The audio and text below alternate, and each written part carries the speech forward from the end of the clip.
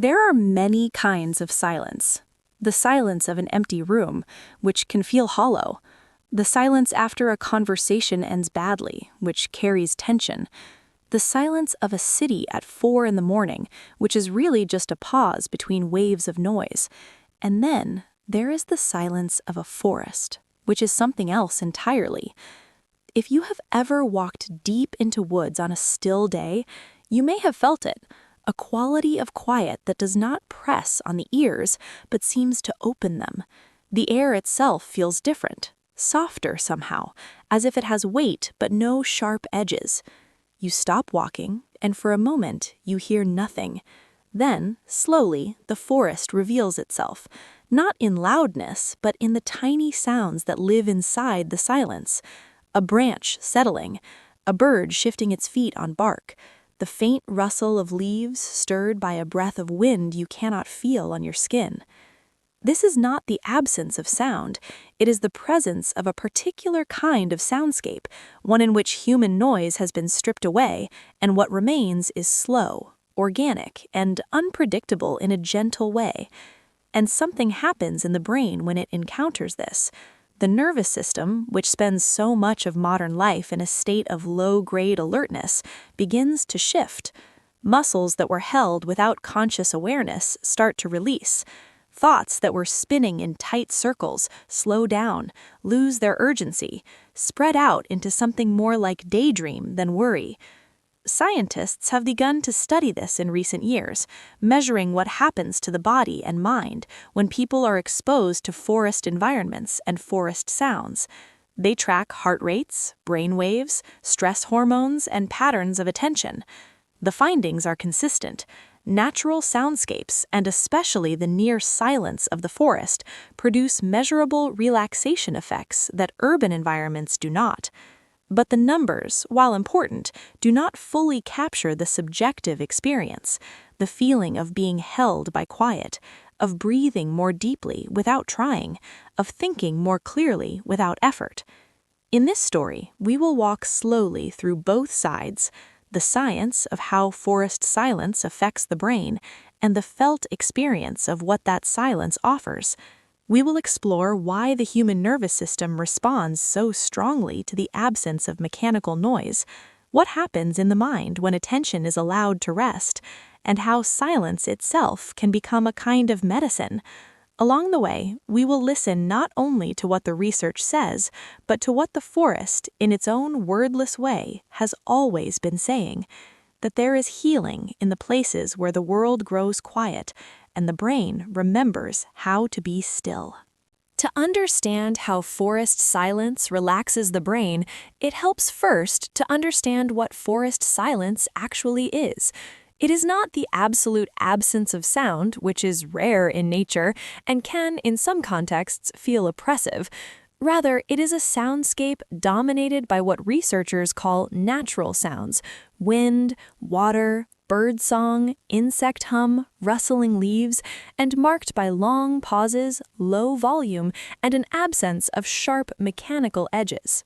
In many forests, especially those far from roads and settlements, the background noise level can drop to 30 or 40 decibels, roughly equivalent to a quiet library or a soft whisper. But it is not just the volume that matters, it is the quality of the sound. Natural sounds tend to be irregular, non-repetitive, and layered in complex ways. A bird calls, then stops. A breeze moves through the canopy, then fades. Water runs over stones in a pattern that is constant, but never exactly the same twice. These characteristics matter to the brain. Human hearing evolved over hundreds of thousands of years in environments like this, places where most sounds were natural, where sudden noise often signaled danger, and where long stretches of gentle, varied sound indicated safety. The auditory system learned to interpret the forest soundscape as a cue that the environment was stable, that no immediate threats were present, and that the body could afford to relax its vigilance. Modern urban soundscapes, by contrast, are filled with sounds the brain has not evolved to process as safe. Traffic noise, construction, sirens, machinery, voices layered over one another in crowds, these sounds are louder, sharper, more constant, and more unpredictable in ways that the nervous system reads as potential threats. Even when we consciously know there is no danger, the deeper, older parts of the brain remain on alert. The result is a kind of low-level stress that accumulates over time, often without conscious awareness. When someone moves from an urban environment into a forest, the change in soundscape is immediate. The harsh, high-frequency noise drops away. What replaces it is not emptiness, but a gentler acoustic texture. The brain, receiving this new information, begins to adjust. The sympathetic nervous system, the part responsible for fight or flight responses, starts to quiet. The parasympathetic nervous system, responsible for rest and digest, begins to activate more strongly. This shift is measurable. Studies show decreased heart rate, lower blood pressure, and reduced levels of cortisol, the stress hormone, after exposure to forest sounds. But these physiological changes are only part of the story. There is also a subjective shift, harder to measure but no less real. People describe feeling lighter, more open, able to breathe more deeply. They report that thoughts slow down, that mental chatter becomes less insistent, that they can simply be present without effort. The forest silence, it seems, does not just reduce stress. It invites a different state of mind altogether, one in which the brain is not constantly processing threats or tasks, but is allowed to drift, to notice, to rest in the moment. Neuroscience has begun to map what happens inside the brain when it is released from constant auditory stimulation. One of the most consistent findings is that exposure to natural soundscapes, including near silence, reduces activity in the prefrontal cortex, the region associated with focused attention, problem-solving, and rumination. This might sound counterintuitive. Isn't brain activity good? But the prefrontal cortex, while essential for many tasks, can become overworked in modern life. It is constantly engaged in planning, worrying, judging, analyzing. When it stays active for too long without rest, mental fatigue sets in. People become irritable, find it hard to concentrate, and struggle to regulate emotions. The forest, by reducing the demands on this part of the brain, allows it to recover. Studies using functional near-infrared spectroscopy, FNRIS, have shown that participants exposed to forest sounds exhibit decreased oxygenated hemoglobin concentrations in the right prefrontal cortex compared with those exposed to urban noise. This suggests that the brain is working less hard to process and filter the auditory environment, freeing up cognitive resources for other functions, or simply for rest. At the same time, other brain regions become more active. Research using electroencephalography, EEG, has found that exposure to natural environments and sounds increases alpha wave activity, which is associated with relaxed wakefulness and a calm, meditative state. Alpha waves occur when the mind is awake but not actively engaged in complex tasks, a state conducive to creativity, reflection, and emotional regulation. There is also evidence that silence itself, not just pleasant natural sounds, has unique effects on the brain. A 2013 study found that 2 hours of silence per day prompted cell development in the hippocampus, the region associated with memory formation and emotional processing. While this research was conducted in controlled laboratory settings, it suggests that the brain benefits from periods of genuine quiet when it is not required to process a constant stream of auditory information. The mechanism behind this may involve the brain's default mode network, DMN, a set of interconnected regions that become active when the mind is not focused on external tasks. The DMN is involved in self-referential thinking, memory consolidation, and daydreaming. In noisy, stimulating environments, the DMN can become disrupted, leading to feelings of mental fragmentation. In quiet, natural settings, the DMN can function more smoothly, allowing the mind to wander in productive, restorative ways. Heart rate variability, HRV, a measure of the variation in time between heartbeats, also improves during exposure to forest environments. Higher HRV is associated with better cardiovascular health and greater resilience to stress. Studies have shown that people exposed to natural sounds exhibit increased parasympathetic activity, the branch of the autonomic nervous system responsible for calming the body, and decreased sympathetic activity, which drives arousal and stress responses.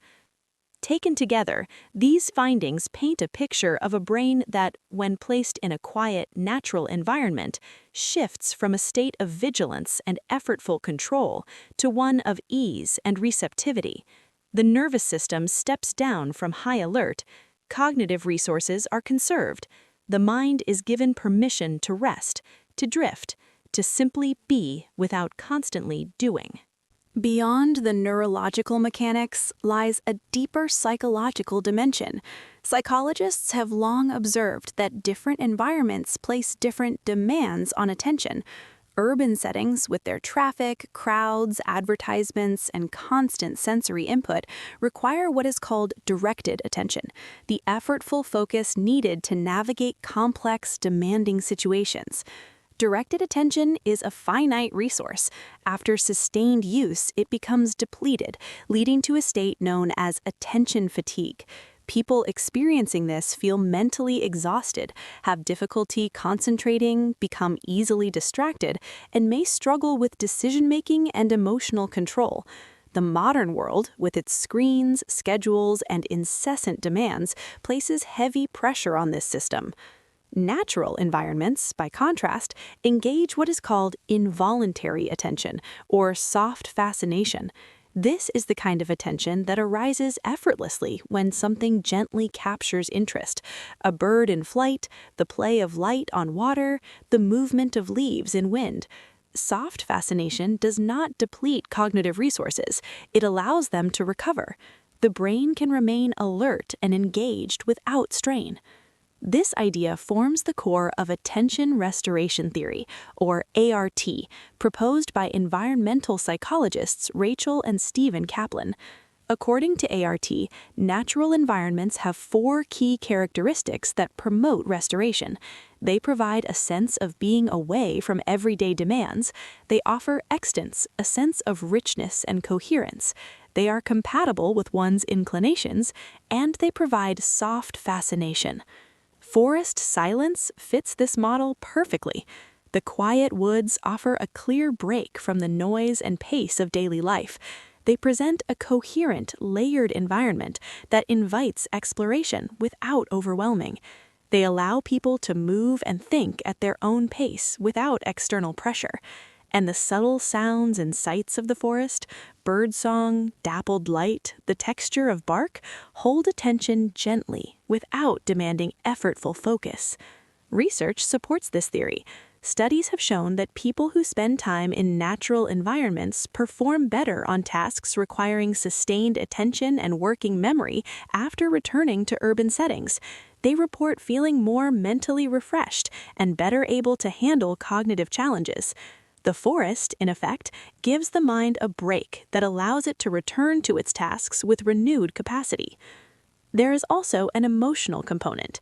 Many people describe feeling not only more focused, but also more emotionally balanced after time in forest silence. Feelings of anger, tension, and confusion decrease, while feelings of calm, contentment, and clarity increase. This emotional shift may be linked to the reduced activity in the prefrontal cortex and the increased regulation provided by the parasympathetic nervous system, but it is also rooted in the simple human experience of being in a place that asks nothing of you except that you be present. In this way, forest silence offers a kind of psychological sanctuary. It is a space where the usual pressures to respond, to perform, to manage, to decide are temporarily suspended.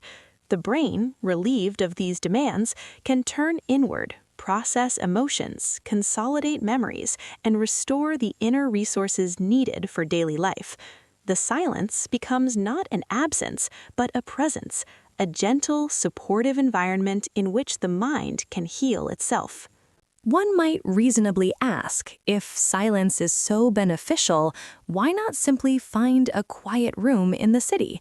Why does it matter whether the silence is in a forest or an apartment? The answer lies in what researchers call the contrast effect, and in the subtle differences between urban quiet and natural silence. Urban quiet is often fragile and temporary. Even in a closed room, the sounds of the city, traffic, construction, voices, sirens, seep through walls and windows. More importantly, urban quiet is a kind of negative space, defined by the absence of noise rather than the presence of something restorative. The brain, even in a quiet room, remains on some level aware of the city around it. The nervous system does not fully relax because it knows the noise will return. Forest silence, by contrast, is embedded in a larger sensory context. It is accompanied by natural light, clean air, the scent of earth and leaves, the texture of uneven ground underfoot. These sensory inputs work together to signal to the brain that it is in a fundamentally different environment, one that is safe, stable, and removed from the demands of human society. Studies comparing the effects of recorded nature sounds played in urban settings with actual time spent in nature have found that while recorded sounds do produce some relaxation effects, the benefits are greater when people are physically present in natural environments. This suggests that the full restorative power of forest silence comes not just from the auditory experience, but from the multi-sensory immersion in a natural setting. There is also a psychological dimension. Knowing that one is in a forest, away from phones, traffic, obligations, creates a mental permission to rest that is harder to achieve in the city. Even in a quiet urban room, the mind may remain tethered to tasks, worries, and social obligations. In the forest, there is a clear boundary. The world of human demands is elsewhere. This boundary allows the brain to more fully disengage and enter a restorative state. Urban environments, even when quiet, often lack the complexity and variability of natural soundscapes. A silent room is just that, silent. A quiet forest is full of subtle, ever-changing sounds that keep the auditory system gently engaged without overwhelming it. This gentle engagement may actually be more restorative than absolute silence, which can sometimes feel unsettling or isolating. Finally, there's the element of expectation and meaning. People who seek out forest silence often do so with the intention of relaxing, reflecting, or connecting with nature. This intentionality shapes the experience. The forest becomes not just a physical place, but a psychological space where rest is not only possible, but expected. Urban quiet, by contrast, is often experienced as incidental or temporary, not as a deliberate environment for restoration. All of this suggests that while quiet is valuable wherever it can be found, the silence of the forest offers something that urban quiet cannot fully replicate: a complete sensory and psychological shift into a restorative mode. The brain responds not just to the absence of noise, but to the presence of a natural environment that has shaped human nervous systems for millennia. Beneath the neuroscience and psychology lies an older story. For most of human history, people lived in close proximity to natural environments. Forests, grasslands, riversides, and coastlines were not recreational destinations, but daily realities. The sounds of these places and their silences were the acoustic backdrop of human life. In such settings, silence often meant safety. A forest full of birdsong and insect hum was a forest in equilibrium. Sudden quiet, on the other hand, could signal danger, a predator nearby, a coming storm. The human auditory system evolved to read these cues, to distinguish between the silence of peace and the silence of threat. The gentle, populated quiet of a healthy forest became, over deep time, a signal that all was well. This evolutionary history may explain why modern humans still find forest silence so deeply calming. The nervous system, shaped by hundreds of thousands of years in natural environments, recognizes the soundscape as familiar and safe. It responds with relaxation, not because it has been taught to, but because it is returning to a baseline state that predates cities, machines, and constant noise. In many traditional cultures, including those of Scandinavia, forests held spiritual and psychological significance. They were places of retreat, reflection, and renewal. Folk tales and myths often depicted the forest as a threshold space, neither fully human nor fully wild, where one could encounter mystery, gain wisdom, or find healing.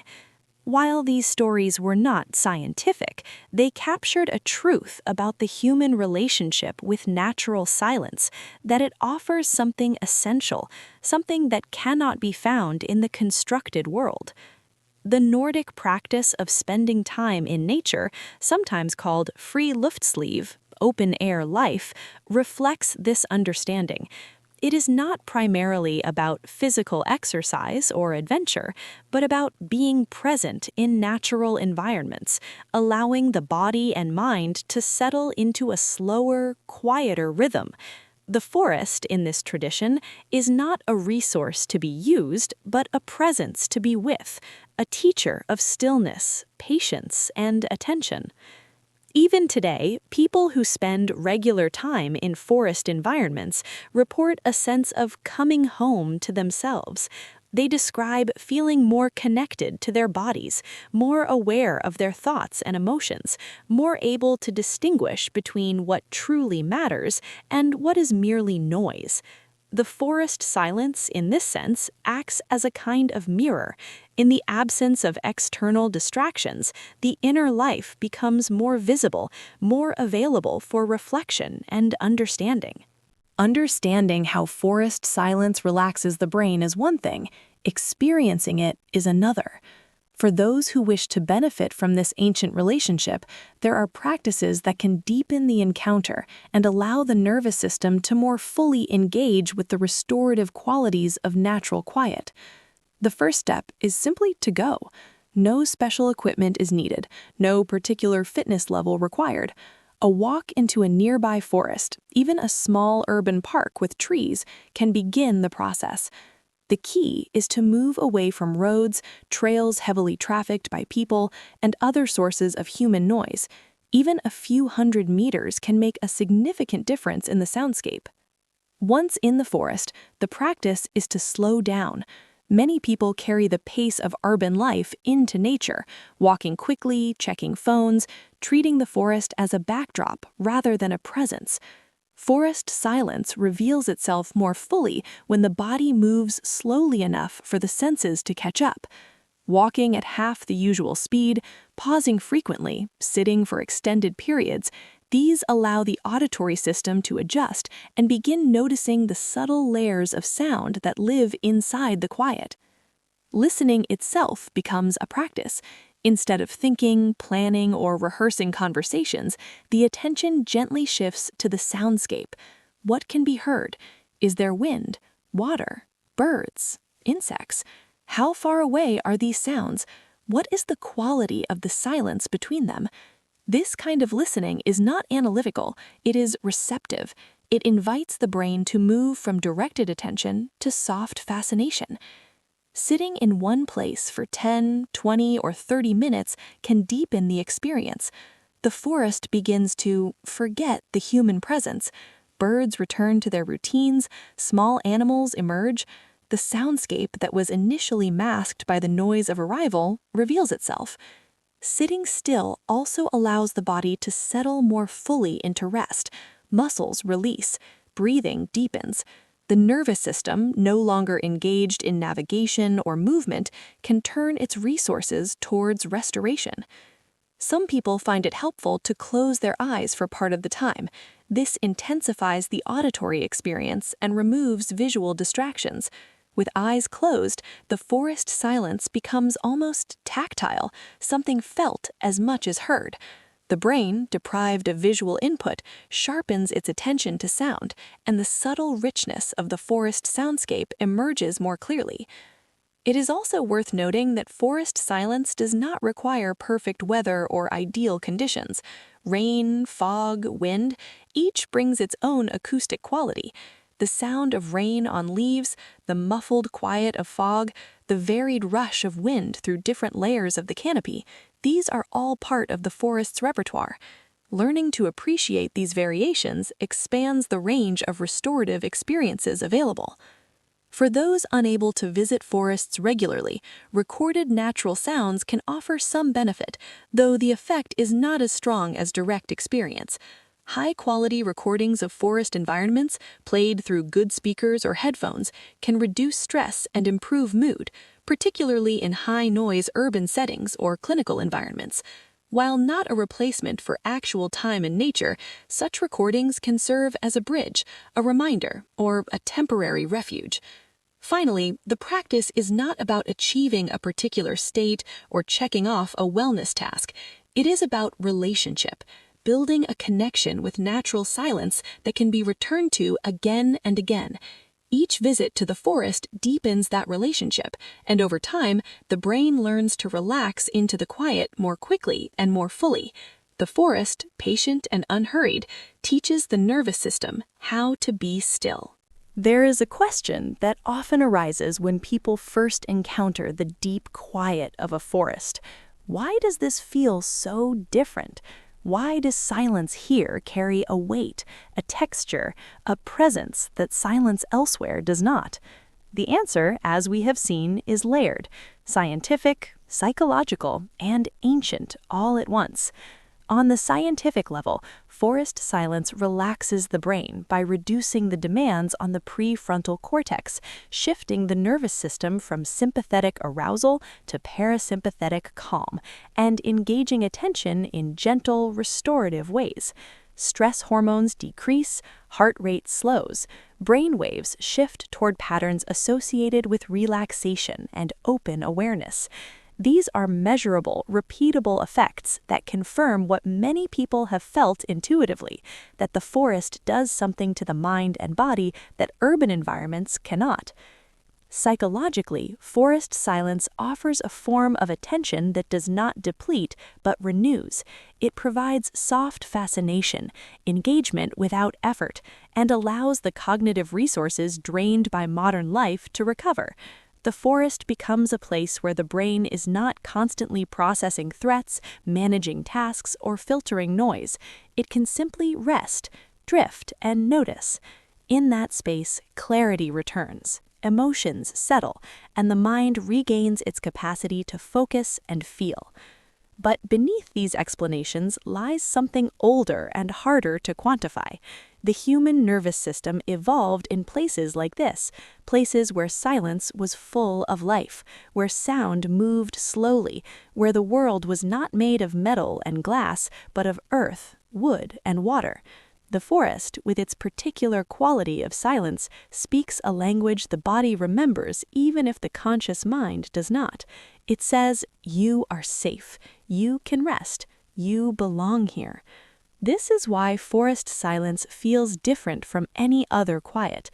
It is not just the absence of noise, but the presence of a living, breathing environment that has been shaping human beings for longer than cities, machines, or any of the things we now consider normal. When someone steps into the woods and feels their shoulders drop, their breath deepen, their thoughts slow, what is happening is not magic, but homecoming. The brain is returning to conditions it knows, and it responds with relief. Of course, not everyone has easy access to forests. Urban life, work demands, physical limitations, these are real barriers. Yet the research suggests that even brief encounters with natural silence can have meaningful effects. A half-hour walk in a park, a weekend trip to a wooded area, even recorded nature sounds in a quiet room.